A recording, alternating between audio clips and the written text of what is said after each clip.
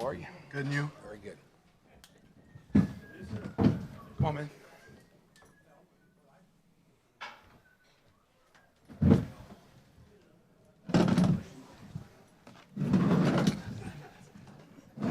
And we now begin our second portion of the post-game press conference, this time being joined by the members of the Oregon Ducks, head coach Dan Lanning, and both most valuable players, the offensive most valuable player, Dante Moore, and the defensive most valuable player, Finney Jr. We will begin with opening remarks from head coach Dan Lanning. Yeah, unbelievable game, a lot of fun. We've talked to our guys about being battle-tested all year and having to win in different ways.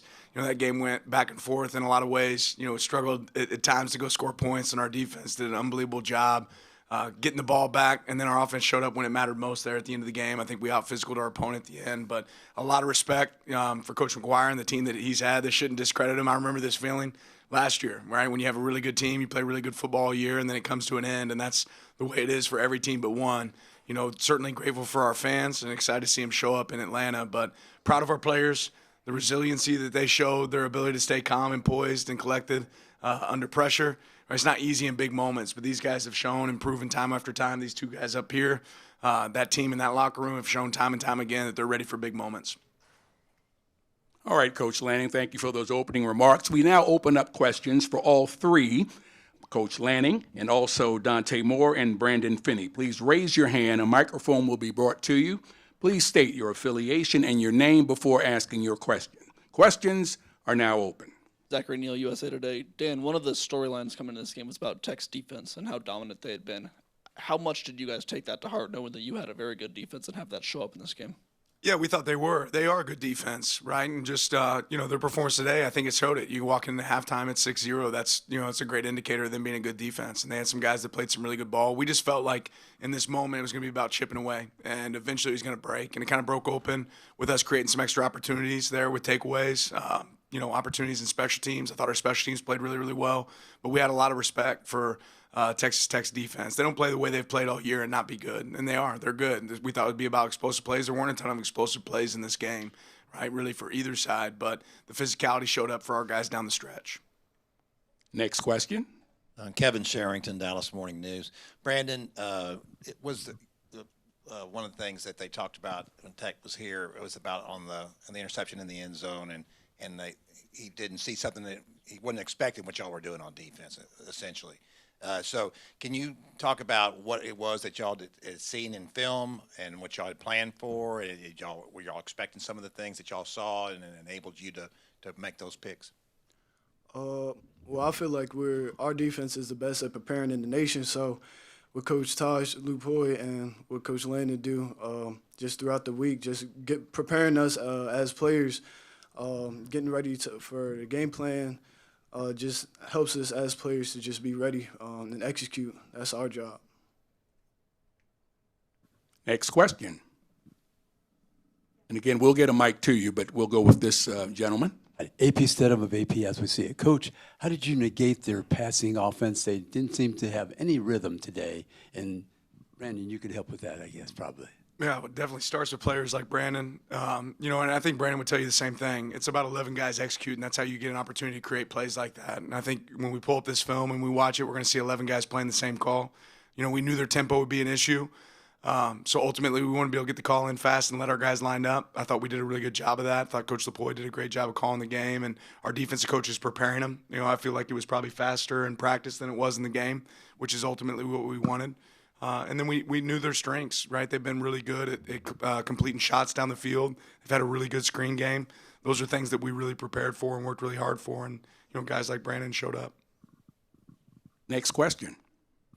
Dan Tortora, wakeupcalldt.com. Coach, just what you can say about going for it on fourth down, trusting your offense, and Dante, to that effect, having a coach that leaves you out there on the field and believes that you can get after it on fourth down.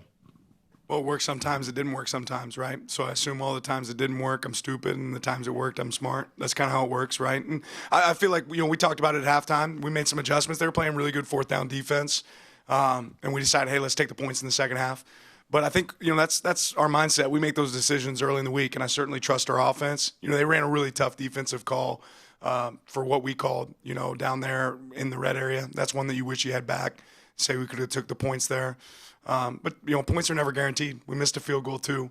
But I felt good about we got an early look on punt and felt like we were going to have a look at the punt fake. That was an opportunity to go be aggressive, and just felt like ultimately if you limit the opportunities for their offense to be on the field, you were going to increase the opportunities for us to go score and them not to. And that showed up today. Andrew Goodrich, Texas Tech on SI. Coach, David Bailey had a lot of plays today. What's the biggest challenge in defending a player like that? They got good players, man. They got really good players. They got a great front. And ultimately they rush the passer really, really well. So I'm excited to evaluate the film and say, how can we shore that up? I think there's going to be some small things that we can attack and make better. There's some plays that we were really efficient at today, and then there were some plays that weren't. And when you have a player like David Bailey, when you have players that you're going to see in the college football playoff, you got to have a plan for them. And at times our plan was really good, and then there's some times that we can certainly improve that. Aaron Fentress with the Oregonian. I'm going to follow up on the question about the interception because I think I know what he was getting after. They ran and I'm going to go full nerd here, but they ran a hitch with a corner right over the top. The hitch is supposed to hold you, but you drifted into the end zone, and another defender came and took the hitch. Was that a wrinkle you guys put in to try and take that away because that's something you knew they did, or how did that come about? Because he threw it like he just knew the corner was going to be open. He wants to tell us all about your defense. Well, I mean, it's Don't not, give him too many secrets, Brandon. Look, it's a strategic play. He did it exactly like we asked him to do. We tell him to play low to high down in the red area. He did exactly that. He played low until the player was able to show up and take away the low, and then he creeped to high, and he made an outstanding play. Now, I was just as impressed with the fact that he took a knee after he caught it. How bad did you want to run that back? Very bad. Yeah. Dante, you obviously led the team in here and come out with the win. Obviously, the goal is now to come back here in a couple of weeks. I don't want to ask you to look too far ahead, but how did being in this place, I don't know, did you allow yourself to think about what could await for you here if you guys keep taking care of business the rest of the way? Oh, Bill Orm with the Oregonian, sorry. No, you're good. Yeah, overall, I mean, like Coach Lanning always says, you never want to look too far ahead. You want to be where your feet is at. Being in the present moment, we have to have safe travels back to Eugene, make sure we get recovered. But yeah, being in Miami was great weather. Of course, I'm just proud of the fans that traveled out here from Eugene. But yeah, of course, that's everybody's team's end goal, but you can never look too far ahead. We got to worry about the next day. Down front. This is for Coach Lanning. Now that this game is behind you, what do you think of not having a first-round bye this season? I guess it works, right? I've been a proponent for games to be happening much quicker for a long time. I think that's best for college football. Again, I felt like this game, the Orange Bowl, first off, was unbelievable. I should have, really gave him kudos to the Orange Bowl because it's been a great experience, but it's not the same bowl experience anymore when you talk about playoffs, right? Our guys didn't leave the hotel. They had a mindset, that we can celebrate when this thing's all over with, and they were really focused. But the hospitality here was unbelievable. But we're trying to serve two different purposes here, and this is a playoff. Playoff, in my opinion, should have been played in Lubbock, Texas. I said that before. That's not because we wanted to go play in Lubbock. I certainly didn't. I'm glad we played here in Miami, and it was good prep for us. But last year, very similar situation for us. I feel like that game should have been played in Eugene. And there's a lot of people that do playoffs. I feel like the playoffs have looked a certain way for a long time. We're trying to serve two purposes here, and the amount of time in between games obviously is tough for teams. We experienced it last year. Next question. Zach Neal, USA Today. Dan, what do the next 12 to 24 hours look for you? Like, how long do you celebrate this win? How are you going to watch the game this afternoon? And what's the plan for you? Well, it's going to start with about a 5-hour flight, 5.5-hour flight. But we'll be watching film on the way back, start trying to evaluate the opponents that we could potentially play. Hopefully we get some Wi-Fi up there in the air and we can, flip on a game and check it out. But it always starts with us. Right, so we can go back and look at this game and say, okay, what do we do really well? Let's go to the doctor. Let's figure out what kind of medicine we got to take for the next game. Because I think that's always the greatest indicator of what you have to improve when you start to analyze what you have in front of you. And then we'll have kind of a bonus day here tomorrow, and then we'll hop right into a normal week prep, right, Sunday prep. And I don't even know what day today is. Today's Saturday in my mind. Yes. But we'll get a bonus day, and then it'll be Sunday the next day. This is our final question. Aaron Fentress again with the Oregonian. Dante, can you go through the entire offensive playbook since Lanning wouldn't give it? No, I'm kidding. There's been a few times this year where the explosiveness wasn't there on offense, like Penn State, like Iowa, where you had to play under control, crisp, clean, get rid of the ball. Can you talk about sort of how you played, how the offense played, responding to the fact that they had a devastating pass rush that you had to make sure you got rid of the ball quickly against?